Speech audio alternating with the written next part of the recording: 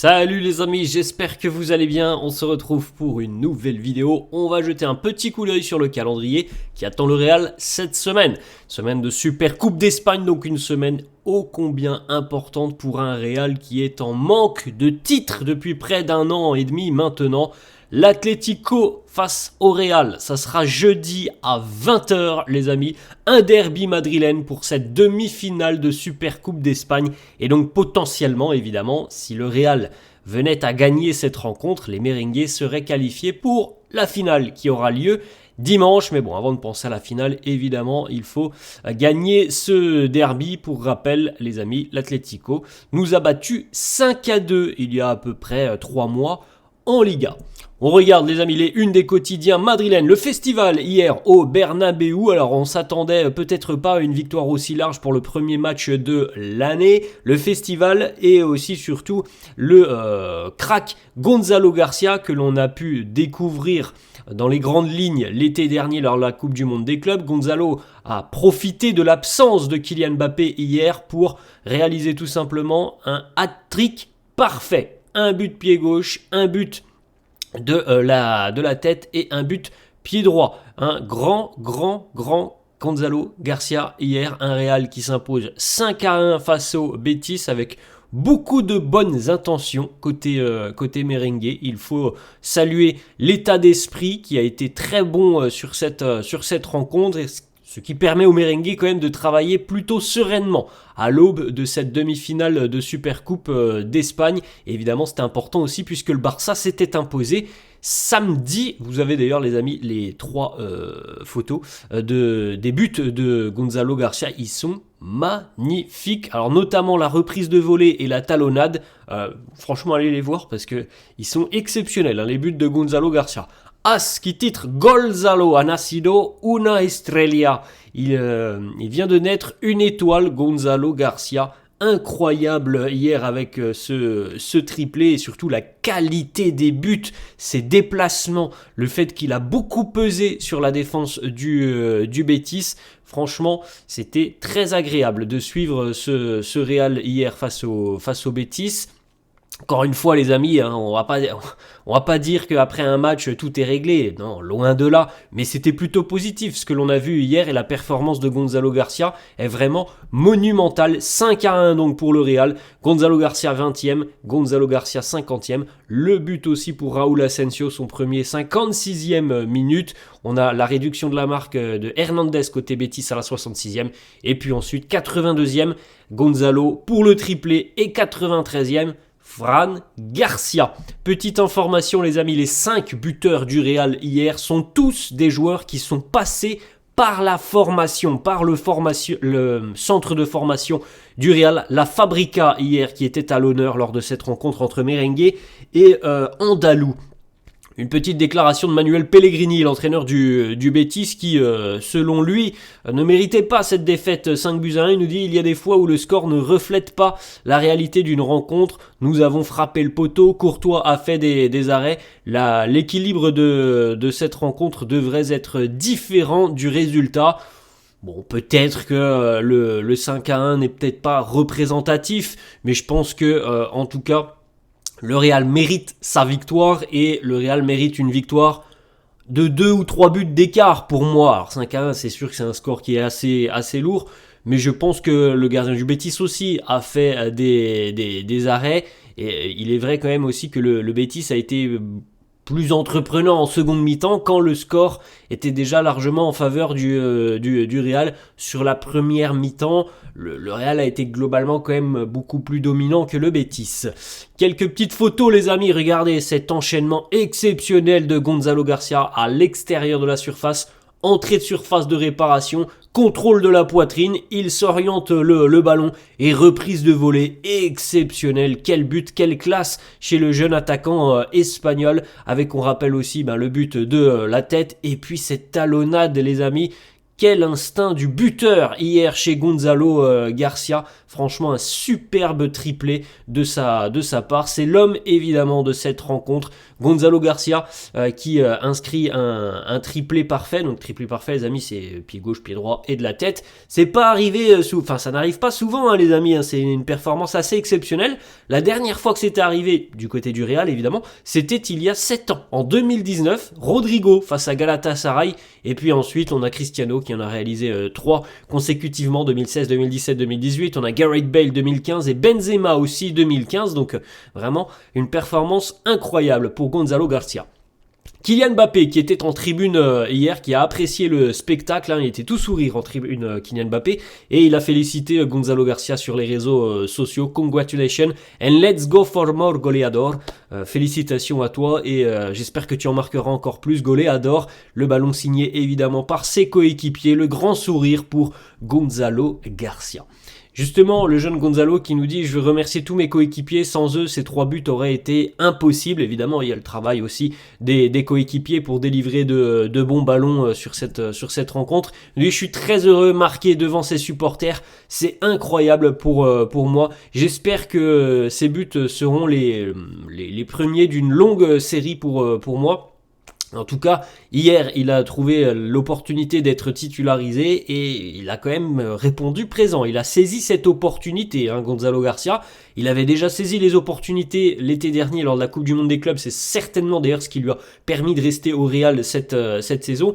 Et là, le voir marquer 3 buts sur cette titularisation, c'est évidemment quelque chose qui lui, je pense, lui sera bénéfique sur la seconde partie de saison. Xabi Alonso qui nous dit « Le comportement de Gonzalo Garcia est toujours parfait. Qu'il joue ou non. Et lorsqu'il saisit les opportunités, eh bien c'est encore plus fort. » C'est vrai les amis, on l'a évoqué, hein, Gonzalo il n'a pas beaucoup joué depuis le début de saison, mais ce n'est pas un joueur qui pose de problème. Il est très impliqué, très sérieux dans son travail. Très régulièrement remplaçant, très peu de temps de jeu et hier il a saisi cette opportunité, donc félicitations à lui. Gonzalo aussi évidemment choqué de recevoir une standing ovation du Bernabéu. Il nous dit c'est un rêve de gamin qui est devenu réalité. Moi j'aime ce club depuis que je suis tout petit. Xabi Alonso qui évoque peut-être aussi un futur avec Mbappé, Gonzalo Garcia, Vinicius qui jouent tous ensemble. Il nous dit pourquoi pas. Il y a encore beaucoup de matchs. On ne peut pas exclure cette possibilité. Ça sera ma décision qui primera. Kylian Mbappé nous dit on évaluera sa situation et on décidera de ce qu'il est capable de faire ou non. Alors, selon Marca, les amis, depuis 24 heures, la présence de Mbappé face à l'Atlético est très incertaine. Il y a vraiment peu de chances qu'il soit disponible pour affronter l'Atlético. En revanche, si le Real est qualifié pour une finale ce week-end, il y a un espoir que Kylian Mbappé puisse être disponible. Après les amis, on va pas se mentir, s'il est là, il sera peut-être pas à 100%. Ça c'est une certitude, donc s'il n'est pas à 100%, ça veut dire évidemment qu'il y aura peut-être un risque de blessure derrière. Donc bon, on est en début de semaine les amis, on a encore 2-3 jours pour avoir peut-être des informations un peu plus fraîches, on va dire ça comme ça. Mais la tendance est quand même qu'à l'heure actuelle pour Mbappé, ça semble être compliqué déjà la demi-finale face à l'Atlético. Autre petite éclat de Xabi Alonso qui nous dit « Aujourd'hui, le football demande que chaque joueur travaille avec le ballon. Lorsque l'on presse haut, lorsque l'on est dans de petits espaces face à des blocs médians ou des blocs bas, Gonzalo est très très bon justement sur toutes ces situations. Il est aussi bon devant le but, il sait marquer, c'est ce que demande un attaquant.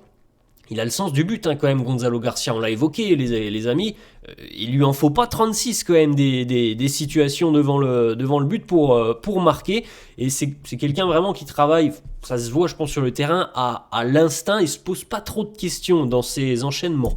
Ensuite, autre déclat, Xabi Alonso qui nous dit que c'était très important de démarrer cette année 2026 avec une large victoire comme ça, et notamment juste avant cette Supercoupe. On l'a dit en début de vidéo, évidemment, les amis, l'aspect confiance est très important avant une semaine comme celle-là, où potentiellement tu affrontes l'Atlético, potentiellement, encore une fois, peut-être le Barça dans une semaine. Oui, c'est très important d'aller chercher des points comme ça, et surtout avec une impression très positive laissée après cette rencontre. Les fans qui ont de nouveau sifflé Vinicius, il nous dit Vini a été excellent aujourd'hui, et vraiment il l'a été, il a très bien démarré, il a fait beaucoup de différences. Il a notamment aussi permis à ce que le défenseur, le latéral droit adverse, soit averti, voire et même remplacé. Il a créé des opportunités. Vini est très important pour nous et il le sera encore lors des prochains matchs. Les amis, je pense que ce qui manque là à Vinicius, vraiment, c'est de marquer ce but qui lui fera beaucoup de bien, même si je trouve que globalement, hier, c'est un match plutôt satisfaisant de la part de Vinicius. Il a encore été une fois pris en grippe par le public hier du Bernabéu. Petite stat aussi pour Jude Bellingham hier, 3 passes clés, 90% de passes réussies, 4 sur 4 au niveau des dribbles, 8 récupérations de balles et 9 duels gagnés. Un grand Jude Bellingham sur cette rencontre.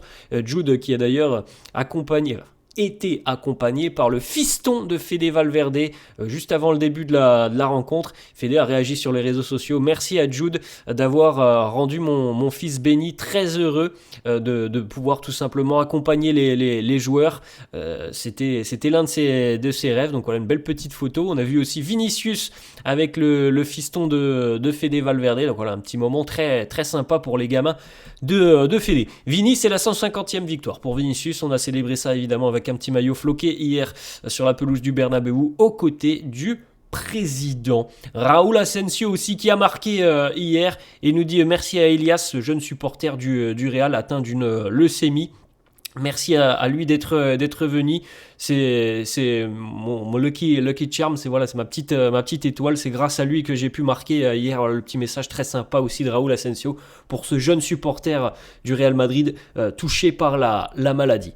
Fede qui nous dit maintenant c'est le moment de se reposer et de prendre avantage de ce break là que nous avons pour aller jusqu'à la Super Coupe avec tout ce que l'on a, parce que c'est un trophée très important. Donc voilà, match jeudi les amis, l'opportunité de travailler pendant 3-4 jours et surtout de recharger les batteries là pendant 48 heures et d'aller évidemment full gas à fond sur cette rencontre face à l'Atlético, qui est un match très important de par le prestige, c'est un derby, et de part aussi cette possibilité d'avoir un titre pour le Real, ça compte énormément, c'est vraiment très important les amis. Là c'est quand même le plus simple de la saison, c'est celui-là, il y a deux matchs à gagner pour aller chercher un titre, donc il est très important pour les merengues d'être véritablement à fond sur cette semaine. Ça peut conditionner la seconde partie de saison. Une autre information les amis sur l'approche de cette rencontre face à l'Atlético Madrid, Dean Huijsen pourrait tout de même être du voyage du côté de l'Arabie Saoudite. À voir s'il sera lui aussi disponible pour affronter l'Atlético Madrid. Il y a, on va dire ça comme ça, mais du côté de Marca, on annonce quand même plus de chances pour Dean d'être présent que Kylian Mbappé. Je parle du match de l'Atlético à la finale, les amis. Bon, c'est dans 7 jours maintenant. Donc on se concentre déjà sur la demi. Et pour le moment, ce serait Huijsen qui serait le plus proche d'un retour. Une petite double d'éclat, les amis, de Lennart Karl. Alors, si vous suivez le football allemand, le Bayern Munich, Lennart Karl est considéré comme le nouveau crack du football allemand et le nouveau crack du Bayern Munich. Lennart Karl s'est exprimé, il n'a que 17 ans, je le rappelle, il est même pas majeur, il a 17 ans Lennart Karl, il a joué 13 matchs cette année avec le Bayern, 3 buts et 2 passes décisives en 13 matchs, c'est un crack. Si vous voulez aller regarder des matchs du Bayern, vous allez vous éclater parce qu'il a du feu dans les jambes, franchement il est exceptionnel. Il nous dit, le Bayern c'est un très gros club, mais il est évident qu'à un moment donné, j'aurais envie de rejoindre le Real Madrid. Au moins c'est très clair, il l'a dit, il a 17 ans, c'est certainement l'un de ses rêves, rejoindre le Real Madrid. Fabrizio Romano nous confirme aussi que ça ne veut pas dire qu'il va quitter le Bayern demain, mais il est très heureux du côté du Bayern, il sait très bien que son futur et son présent sont à Munich, mais peut-être qu'un jour, oui, il réalisera son rêve d'aller du côté du Real. Et étant donné les amis, les qualités du jeune joueur, il est évident que le Real ne serait pas contre l'arrivée d'un jeune crack comme ça. Or comme on vient de le dire les amis, il a 17 ans. Je pense très sincèrement que là pendant 3 ou 4 ans, il sera du côté du Bayern. Je vois pas les choses autrement. Mais voilà, quand on dit déjà que son rêve est de rejoindre le Real, on sait que ça arrivera. C'est un peu comme Kylian Mbappé, on savait qu'il allait quitter le Paris Saint-Germain. Juste ce que vous ne savez pas, c'était la date. C'est un peu la même chose pour Lennart Karl. Il jouera certainement un jour du côté du Real Madrid. Autre petite information, les amis, Antonio Pantus est de retour du côté de l'équipe première. Alors vous savez qu'Antonio, il avait été, depuis l'arrivée de Xabi Alonso, mis un peu de côté. Il travaille toujours pour le Real, mais il avait une autre fonction que la préparation physique. Là, c'est le président en personne, Florentino Pérez, qui a insisté pour qu'Antonio Pantus revienne travailler au quotidien auprès de l'équipe première. Alors on n'a pas encore l'étiquette exacte du rôle qui sera occupé par Antonio Pantus, mais il va être de retour officiellement, donc dès aujourd'hui normalement, auprès de l'équipe première et vraisemblablement pour trouver cette méthode qui permettra peut-être au Real d'avoir moins de blessés. On va les amis du côté du Maroc pour terminer cette vidéo. Félicitations à Brahim Diaz, de nouveau homme du match avec le Maroc hier. 8e de finale de la CAN, le Maroc s'impose 1-0 face à la Tanzanie. Félicitations à Brahim, unique buteur de la rencontre. 4 matchs depuis le début de la compétition. 4 buts pour le joueur du Real Madrid, 4 matchs, 4 buts, 2 pénaltys obtenus, 2 trophées d'homme du match et il a été nommé aussi parmi les meilleurs joueurs de cette campagne de phase de groupe. Félicitations à Brahim, le Maroc affrontera le Cameroun, ça sera vendredi. Voilà les amis, la fin de cette vidéo, j'espère que ça vous a plu, n'hésitez pas comme d'hab à lâcher un petit pouce bleu, n'hésitez pas non plus à vous abonner à la chaîne, merci à tous ceux qui le feront, je vous souhaite une bonne journée, je vous dis à la prochaine, ciao.